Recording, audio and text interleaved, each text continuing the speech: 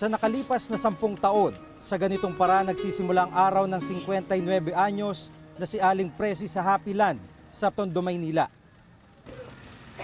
Janmar, halika na. Rodilin, Jeromel. Karaniwang kasama niya mga apong sina John Mar, 9 na taong gulang at panganay sa 9 na apo, Rodilin, 8 taong gulang, Christina, 6 na taong gulang at Jormel, 5 taong gulang.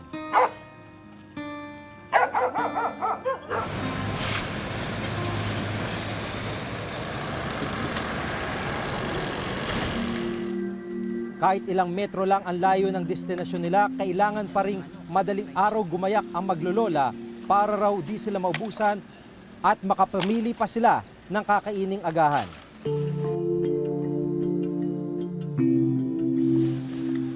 Minsan, pag yung mga lata, di maiwasan talaga, may mga basag na buti. Yan. Minsan nasugatan na rin ako dito.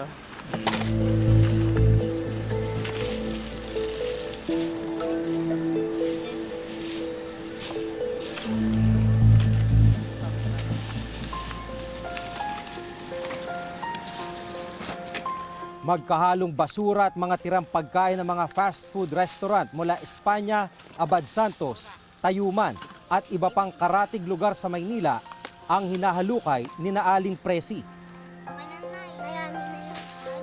Hamburger, French fries at fried chicken ang regular na menu rito sa dump site. Ang gagawin nyo sa French fries? Tapos? Katulad nito may laman, inuwi ko po sa bahay. Ano yan? Agpag? Ano yan gagawin dyan? Lulutuin bago Kainin. kumain. Una-una yung pagpag, dahil hindi naman dati ka talaga kami nagakuha sa basura, parang bang nandidire. Doon nakikita ko sa karamihan, kumain talaga ako, sinubukan ko, masarap talaga. Ito na, ilulutuin, iuwi na rin sa bahay, ilulutuin na. Pwede na yan. Opo.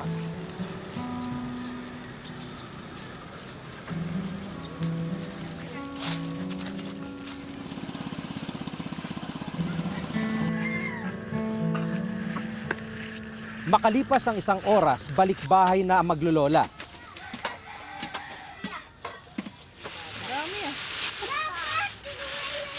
Yung mga ganito, mga pang-adobo lang. Pero yung ganito, mga buo, yung prito yan. Pagpag ang tawag sa mga pagkaing mismis o yung natira sa platong kinainan na, itinapon sa basurahan, itinambak sa dump site, kinalaykay at saka muling lulutuin para kainin.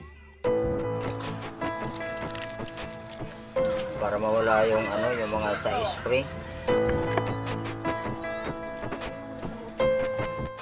Ayon kay Aling Presi, napilitan daw siyang mangalaykay ng pagpag ng magkasakitang asawa at matigil sa pagtatrabaho. Ngayon, nung hospital ako, mahigit kami na 1 buwan, mahigit. Ang pagkagaling ko, paipsa-ipsa lang ako sa pagmamaniho.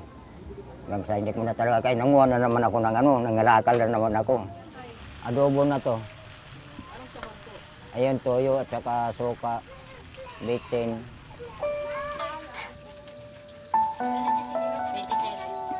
Anong paborito niyong ulam na dalawa? Tatay na lang kumain ng paano. Sitaw. Anong sahog? Anong luto? Ano siya may toyo. Ito na, kakain kayo ha. Ipon-ipon kayo dito. Ang naipong 2 plastic bag ng pagpag, pagsasaluhan ni na Aling Presi at Mang Danilo. Ng 9 nilang apo at 3 anak. Hintay lang kayo doon, huwag ka muna mag-ano na dyan, Mark. Sabay-sabay kayo kakain. Hindi ka daw kakain. O, magkikira ka sa likod at dumaan.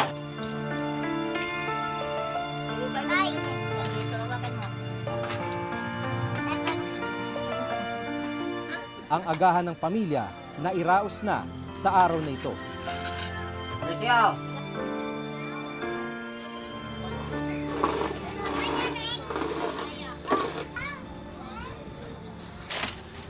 Kaunting pahinga lang, balik trabaho na si Aling Presi. Tapos balik naman ako pakakain.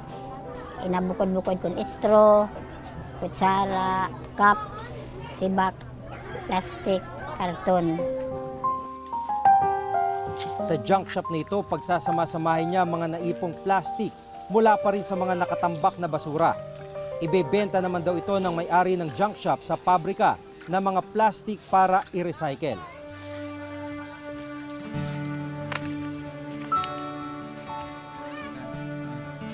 Sa halos maghapong pagsasalansan ng mga plastic, 100 pisong kinita ni Aling Presi.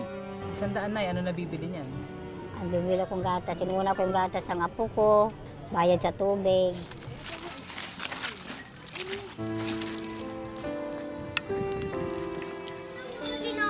Kasi tawag pa tayo.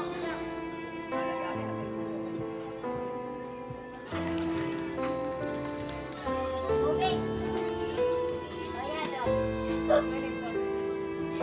Magkano binayad mo sa tubig, Nay? 26 po. Pero ang pera, sa isang iglap, ubos din kagad.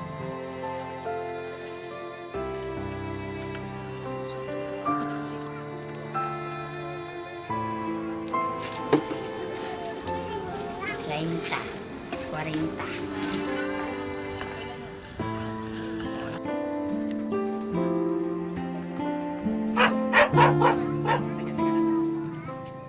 Sa kakarampot niyang kita, isang palaisipan kung bakit pati baon ng dalawang panganay na apo, sinasagot pa ni Aling Presi. Gayong may trabaho naman sa pangangalaykay ang mga manugang niya. Kaya di nagpakatapos ang mga nanay nila. Kung isa rin mga apo ko makatapos mag-aral. Nakapaghapunan sa kanilang bahay ang mga apo ni na Aling Presi at Mang Danilo.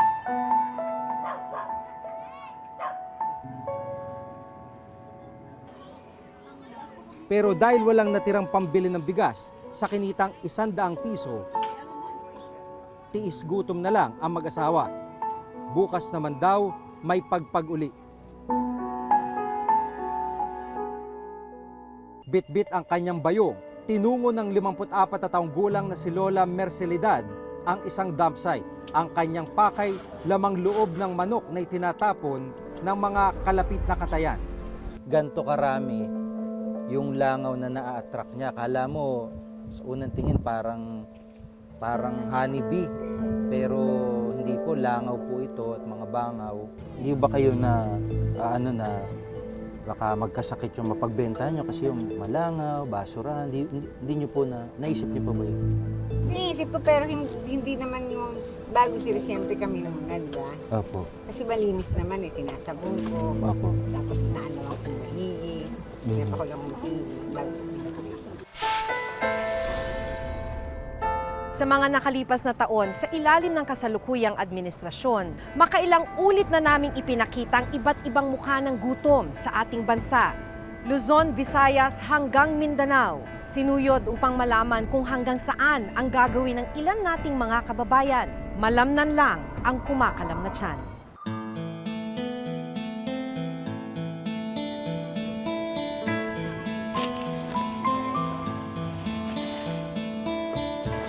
Bit-bit ang kanyang bayong. Tinungo ng 54 na taong gulang na si Lola Mercelidad ang isang dump site.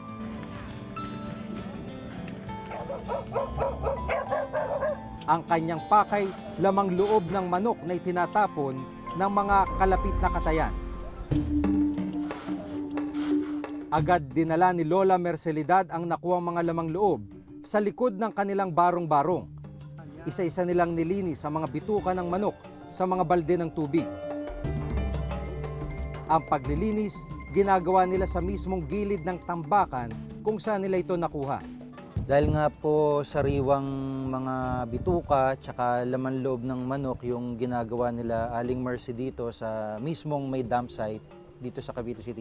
Ganto karami yung langaw na na-attract niya. Kala mo sa unang tingin parang honeybee. Pero hindi po, langaw po ito at mga bangaw. At ito po yung pinapakuluan nila para gawing chicharon at ibenta naman kung sino yung mga nais bumili. Hindi ba kayo baka magkasakit yung mapagbenta nyo kasi yung malangaw, basura, hindi nyo po naisip nyo pa ba yun? Iniisip ko pero hindi naman yung bago sila siyempre kami muna, di ba? Opo. Kasi malinis naman sinasabon ko. Opo. Tapos inaalawan kong maigi. Pinapakulang kong maigi bago ko pinipili. Wala rin silang anumang suot na plastic o guwantes. Basta, kahit ano pa siya, basta malinis, hindi namin kayo pagdidirihan. Eh, bilang mo ilang taon, 12 taon. Di ba? Eh, diyan ko na napalaki ang apo ko. O ngayon, nagpapaaral pa ako. Diyan ko rin kinukuha. Lahat. Gastos, pambayad, lahat. Aminado si Lola Mercelidad na kung may iba lang daw sana siyang pagkakakitaan, ay hindi niya pipiliin ang ganitong klase ng hanap buhay. Pero tila wala raw siyang magawa dahil sa hirap ng buhay.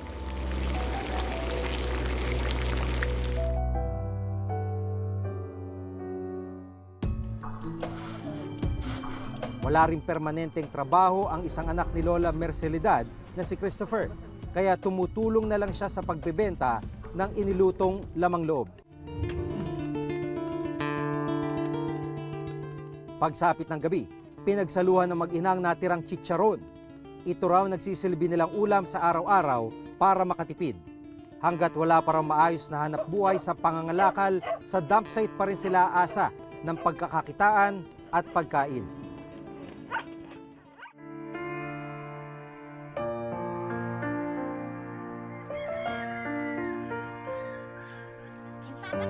Alas 2 na ng hapon pero ngayon pa lang nanananghalian ang mga anak ni Cecil na sina Carlos at Jericho. Pansit at kanin ang pagkain nila.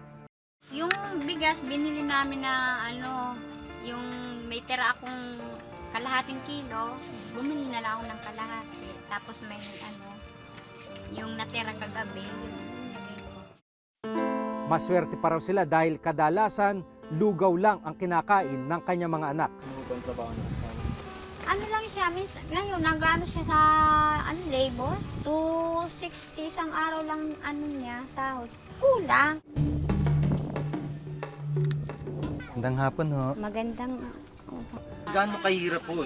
Isang taon na kayo dito. mahirap talaga tinitiis ko kasi minsan walang pagkain sa isang araw. Habang naroon kami, napansin naming matamlay ang isa sa 7 anak ni Cecil na si Carlos. Wala naman, nilalagnat lang yan. Kasi ito, namumula yung mata kasi ito na sore eyes. Sa ospital, kagad sumailalim sa urinalysis at blood test si Carlos. His weight is 10 kilograms. That's just for 1 to 2 years old. Sa pinakahuling National Nutrition Survey, lumalabas na 2 sa bawat 10 bata na may edad 6 hanggang 10 ang kulang sa timbang. At 3 sa bawat 10 bata na may edad 6 hanggang 10 ang kulang sa tangkad. Tinatayang 7.36 na milyong kabataan naman na may edad 5 pababa ang kulang sa nutrisyon.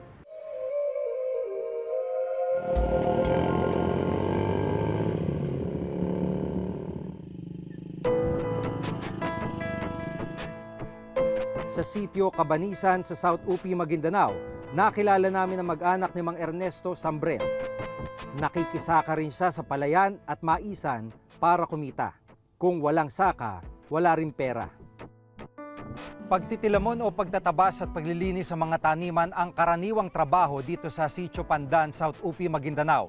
Swerte na lamang si Ernesto kung makakuha siya ng 3 beses na trabaho kada linggo na nagbabayad sa kanya ng 100 piso kada araw. Mahirap pagkasyahin para sa 7 miyembro ng kanyang pamilya. Pagkagaling sa taniman, inabutan naming umiiyak ang anak niyang si Irene. Doon, na yung mama. Ito kan. Silakan. Ini na mga mana po ne? Gutom? Opo. Anong kinakain niya? Gatas lang? Oo, gadidid lang.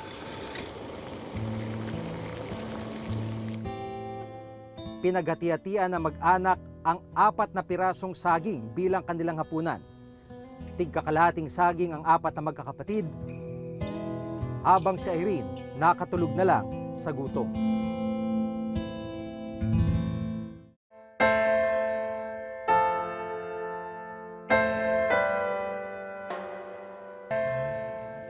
Tubig na nilagyan ng asukal ang almusal ng mag-anak.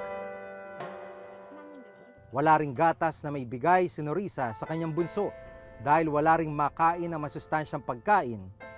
Kakaunti na lamang ang naibibigay niyang gatas sa anak. Kabilang sina Irene sa 4 na milyong kabataan sa bansang edad 5 pababa ang kulang sa timbang at nakakaranas ng malnutrisyon. Ang masaklap ayon sa UNICEF, 1 sa 3 bata sa mundo ang namamatay dahil sa kakulangan ng nutrisyon sa katawan. Ilang programa nang inilunsad ng pamahalaan kontra gutom. Minsan nang nagkaroon ng Food for School program ang administrasyon ni dating Pangulo Gloria Arroyo. Sa pagluklok ni Pinoy, sinimula naman ang school-based feeding program ng DSWD at ng DepEd. Pero tila hindi naman nasagot ng mga ito ang gutom at malnutrisyon ng mga kabataan. Actually, magaganda naman itong programang ito. Ngunit, this is targeted to a certain beneficiaries only.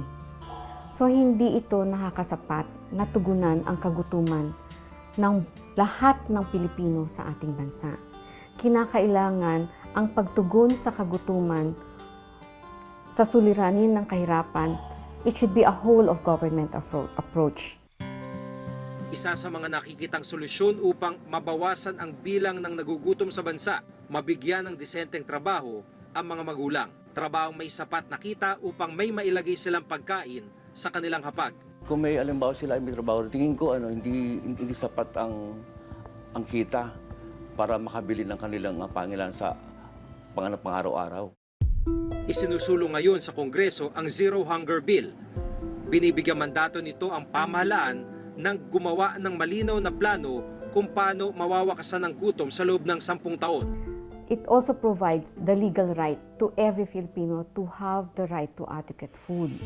Binabalangkas din dito kung ano yung mga dapat gawin ng gobyerno para malutas ang kahirapan o kagutuman dito sa ating bansa. Sinasaad din dito na dapat ang pagkain, it should be available, it should be adequate, it should be accessible. Nakabinbin pa rin ito sa Kongreso hanggang ngayon. Determinado ang pamahalaan na pag-ibayuhin ang mga programa sa paglaban sa kahirapan, kasama na ang pagtataguyod ng pagsasanay at paghahanda para sa paghahanap buhay upang tuluyang wakasan ang kagutuman at bawasan ang kahirapan.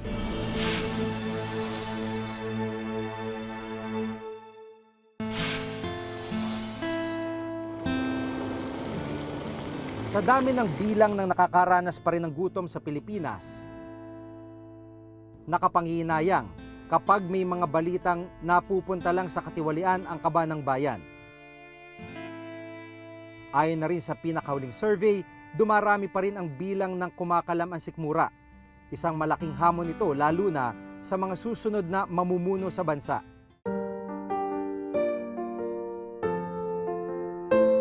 Ako si Maki Pulido. Ako si Jiga Manikad at ito nakatala sa aming Reporter's Notebook.